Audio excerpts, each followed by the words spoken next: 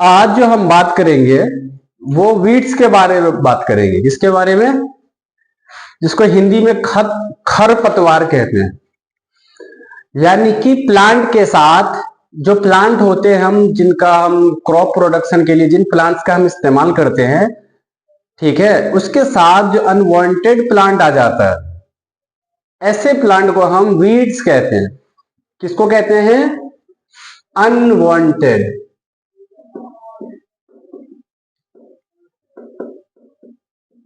यानी मान लो अगर हम गेहूं की खेती करते हैं, गेहूं की खेती के साथ जो कुछ और पौधे आ जाए जो हमारे लिए यूजफुल नहीं हो, ऐसे पौधे को हम अनवांटेड प्लांट कहते हैं। ठीक है, अब इसको होता क्या है कि अनवांटेड प्लांट है तो वो भी प्लांट ही है, तो जाहिर सी बात है उसको भी ग्रोथ करने के लिए उसके अंदर न्यूट्रिएंट की जरूरत पड़ेगी।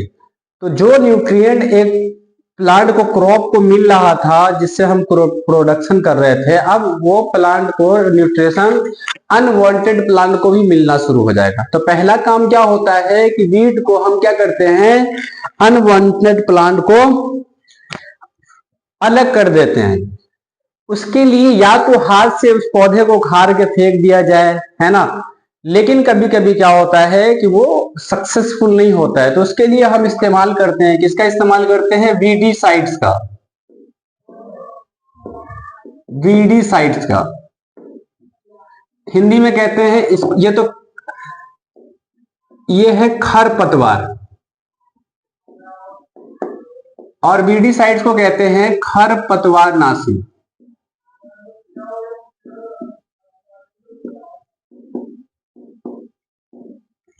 वीडीसाइड्स, ठीक है, यानी वीडीसाइड ऐसी चीजों को कहते हैं। Basically weedicides is a chemical substance which is used to retard the growth of any unwanted plants or kill the unwanted plant। यानी कि अनवांटेड प्लांट को या तो वो मार देता है, एंड कर देता है, या फिर उसकी ग्रोथ को रोक देता है। ग्रोथ को बेसिकली रोकते नहीं है, मर ही जाता है।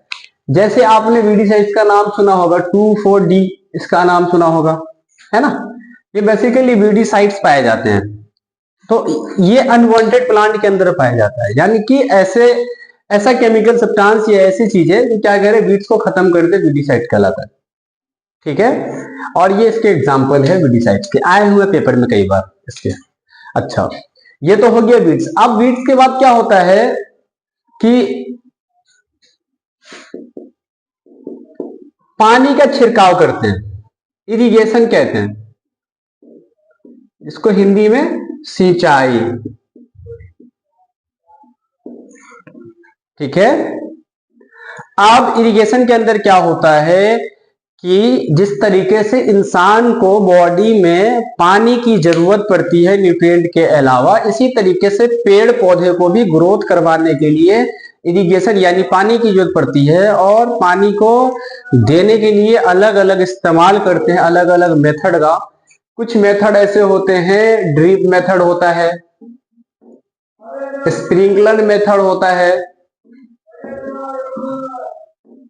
ये बेसिकली इसका इस्तेमाल हम करते हैं। पानी के जो सोर्सेज है वो कहां से मिलेगा, सबको पता है, या तो नदी से मिलेगा, ठीक है, या लेक से मिलेगा, ठीक है, या मोटर वगैरह का इस्तेमाल करके हम पानी निकालते हैं। तो बेसिकली जो लेक से इसी तरीके से ट्रांसफर किया जाता है पानी को, है ना। तो ये सारे के सारे क्या है, इनके इंस्ट्रूमेंट्स है, टूल्स है, उसी की मदद से हम हेल्प करके क्या करते हैं। ड्रिप वाला जो होता है, ड्रिप में क्या खासियत है और स्प्रिंकलर में क्या खासियत? स्प्रिंकलर पूरे में पानी छिड़कता रहता है, पार्क वगैरह में देखा होगा। ड्रिप क्या होता है, जहां वो पानी की जरूरत पड़े, तो जाहिर सी बात है पानी की जरूरत किसी पौधे को कहां पर पड़ता है, तो बेसिकली बच्चों रूट में पड़ता है। रूट में पानी जाएगा तभी तो फिर ऊपर से ग्रोथ करता हुआ एक्टिव पौधों से बड़ी क्लास में पढ़ोगे, फिर वो अपवर्ड डायरेक्शन में पानी का मूवमेंट होता है। पानी के साथ सिर्फ पानी ही नहीं जाते हैं, जितने भी न्यूट्रिएंट है वो सारे के सारे रूट से ही लेते हैं, तो पानी भी हम इस्तेमाल इसीलिए करते हैं। तो ड्रिप वाले सिस्टम में क्या होता है कि बेसिकली हमेशा पौधे की जड़ों में ही ड्रिप का जो पानी का कनेक्शन होता है वहां पर करते हैं, ताकि रूट पर ही गिरे और फिर रूट से पानी लेना शुरू कर दे। स्प्रिंकलर में क्या होता है कि पूरे में छिड़काव चलता रहता है, घूम घूम के रोटेट करके सर्कुलर मूवमेंट में, देखा होगा पार्क वगैरह में।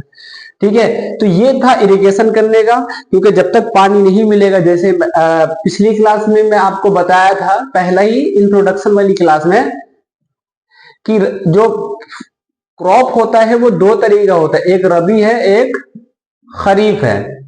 तो खरीफ वाला जो होता है वो रेनी सीजन में है।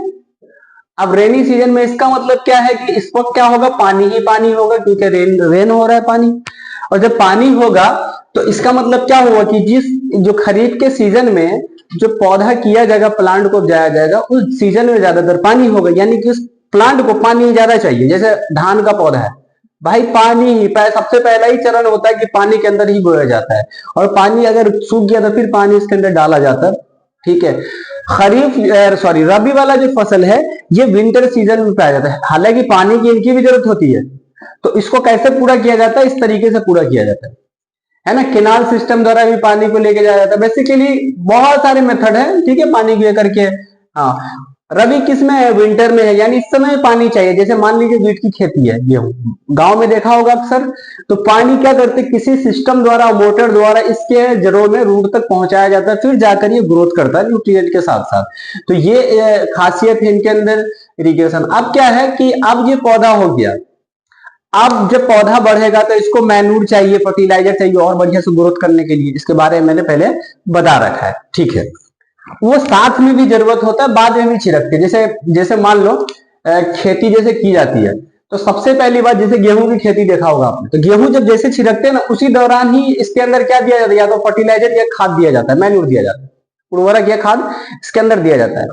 ठीक है, लेकिन खरीफ सीजन में क्या है, रेनी सीजन में, कि आप देखिएगा कि जैसे ही पानी सूख जाता है बारिश खत्म होने के बाद, जाहिर सी बात है पूरे महीने महीने बारिश तो होती नहीं है, बारिश होती तो और बढ़िया रहता पौधे के लिए। कभी कभी ज्यादा बारिश होता है तो पूरा पानी डूबने की वजह से वो पौधे खराब हो जाते हैं। लेकिन अब क्या होता है, कुछ समय के बाद जब बारिश सूख जाता है तो फिर किसी तरीके से मोटर वगैरह से पानी दिया जाता है, या आ गया तो उसके अंदर खाद भी डाला जाता है। ठीक है ना, जैसे आपने कुछ खाद का नाम मैंने बताया था, फर्टिलाइजर के नाम बताया था, जैसे यूरिया का नाम सुना होगा आपने, डीएपी का नाम सुना होगा, है ना। ठीक है, ये सारे के सारे क्या है, एग्जाम्पल है फर्टिलाइजर के। तो बेसिकली देखिएगा, यूरिया का इस्तेमाल करते हैं ज्यादातर जो खरीफ सीजन में जो धान के जो पौधे होते हैं इसके अंदर छिड़काव करने के लिए। ठीक है, एज अ सॉल्ट के जैसे ये काम करता है, और ये फिर पौधे को ग्रोथ दिलवाता है यहाँ पर। ठीक है, अच्छा, ये तो हो गया इसकी खासियत।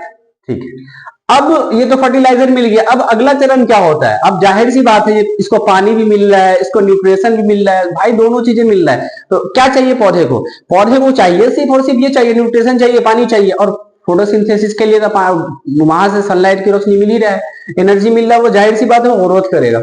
अब अगला चरण है, जैसे ग्रोथ करेगा तो एक स्टेज के बाद पहुंचने के बाद इसके अंदर यानी कि एक फसल तैयार हो जाएगा। अब अगला चरण जो होगा इसको हम क्या करते हैं, हार्वेस्ट करते हैं। हार्वेस्टिंग होता है अगला चरण, कटाई करना। अब ये पौधा, मान लीजिए धान का पौधा तैयार हो गया, अब उसको क्या करते हैं, उसको काटना पड़ेगा ना, तब ना। अब काटने के बाद फिर उसके अंदर सीड है जिसका इस्तेमाल हम करते हैं अपने इसके लिए, जैसे गेहूं है, गेहूं को थ्रेसिंग करके अलग करते हैं। तो इसके अंदर क्या है कि हार्वेस्टिंग के अंदर सबसे पहली बात उसकी कटिंग करते हैं पेड़ पौधे की, यानी कि जो क्रॉप है, और उसको फिर हम क्या करते हैं, थ्रेसिंग करके उसके सीड को हम अलग करते हैं। ठीक है, अलग करते हैं।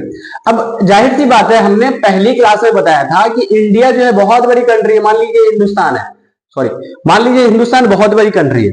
अब यहां हर जगह पर तो खेती की नहीं जाती होगी, एक कोई से स्टेट है जहां पर बहुत सारी खेती की जाती है, कोई स्टेट ऐसे है जहां पर खेती ना के बराबर की जाती है। फॉर एग्जाम्पल दिल्ली में आप रहेंगे तो ये क्या है, इन सब जगह पर खेती नहीं हो पाती, क्योंकि यहाँ पर बड़ी बड़ी फैक्ट्रीज है, तो खेती करने के लिए यहाँ जगह नहीं है। तो यहाँ के लोगों को, क्योंकि फूड तो सबको खाना है भाई, खाना तो सब खाएगा ना, खाना कहां से मिलेगा, इन्हीं क्रॉप से मिलेगा। तो क्रॉप से जब मिलेगा तो मिलने के बाद जगह तो हो ही नहीं रहा है, तो इसको कहां से खाना मिलेगा, तो दूसरी जगह से फिर आता है जहां इसका क्रॉप का प्रोडक्शन किया जाए। जैसे मान लीजिए पंजाब है, पंजाब के फार्मर्स होते हैं, बिहार है, यूपी है, इन सब जगह खेती की जाती है, बहुत बड़ी बड़ी जगह है। और वो खेती करके अब तो वो तो पूरा का पूरा खेती करके खा नहीं जाता होगा। अब वो क्या करेगा, बड़े पैमाने पर जब वो खेती करेगा तो खेती करने के बाद उसको जो काम होता है, जब थ्रेसिंग हो जाएगा तो पैकेजिंग करने का काम होता है। और ये पैकेजिंग करके क्या करेगा, हाँ पैकेजिंग करेगा पहले, अब पैकेजिंग करने के बाद भेजेगा यहां पर। लेकिन अब कभी कभी क्या होता है कि एट द टाइम नहीं वो भेज पाता है।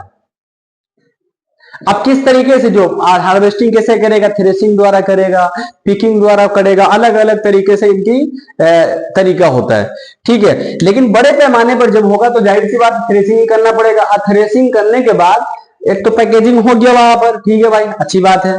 अब वो क्या करेगा कि अगर कम पैमाने पर है अपने इस्तेमाल के लिए तो वो तो इस्तेमाल कर लेगा। लेकिन कोई एक प्रोफेशनली ही काम कर रहा हो, खेती बाड़ी कर रहा हो, तो प्रोफेशनली करना ही पड़ेगा क्योंकि दूसरे स्टेट को भेजना है, जरूरत पूरा कर, जैसे हम बहुत सारी चीजें अपनी जरूरत पूरा करते हैं दूसरे के सामान से, तो इसी तरीके से हमारे भी जरूरत पूरा करने के लिए वो क्या करेगा, दूसरा भी हमारा सामान तो लेगा ना, जाहिर सी बात है।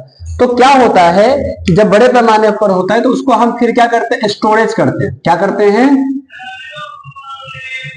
स्टोरेज करते हैं।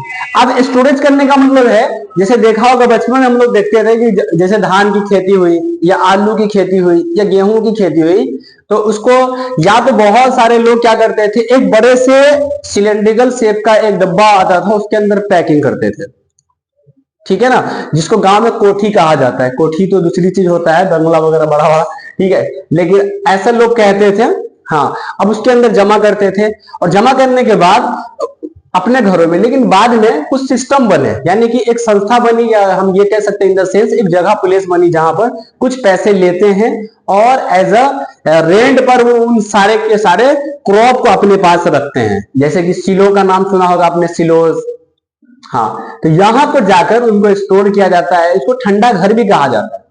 अब जैसे मान लीजिए आपने बचपन में देखा होगा, जैसे वीट है, अब इसको बहुत दिन छोड़ दीजिए, तो छोड़ने के बाद आफ्टर सम टाइम इसके ऊपर कुछ कीड़े जो इंसेक्ट वगैरह पड़ जाते हैं।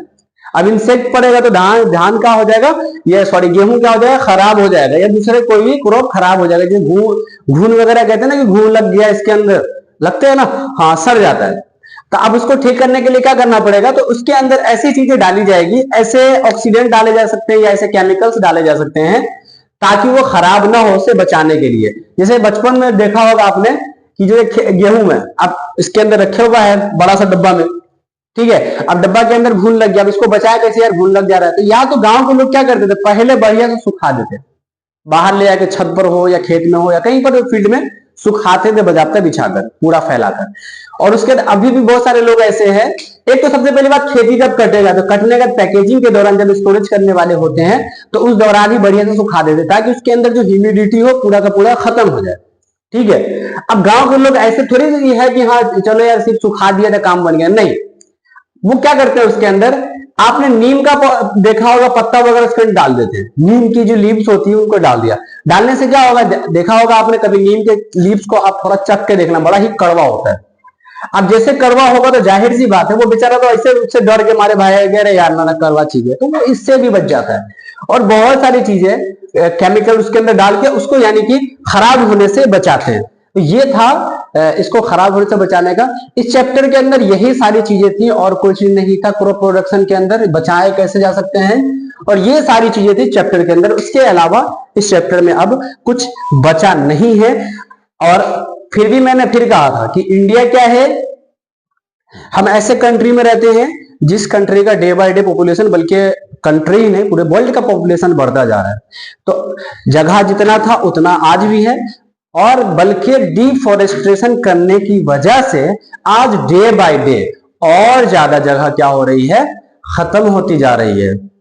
बहुत सारे पेड़ पौधे को काट कर लोग शहर का शहर बसा रहे हैं, फैक्ट्री का फैक्ट्री बसा रहे हैं लोग, है ना। उससे क्या हो रहा है कि जो खेती बाड़ी करने की जगह थी वो खत्म हो जा रही है।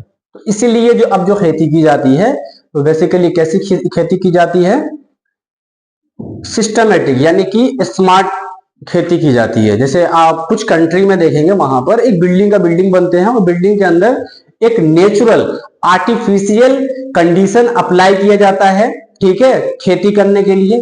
बहुत सारी कंट्री में ऐसा चल रहा है, लेकिन हिंदुस्तान में अभी भी बहुत सारी चीजें हैं, कमियां हैं। लेकिन आज आज हिंदुस्तान में भी सही ढंग से एक सिस्टमेटिक तौर पर खेती बाड़ी की जा रही है।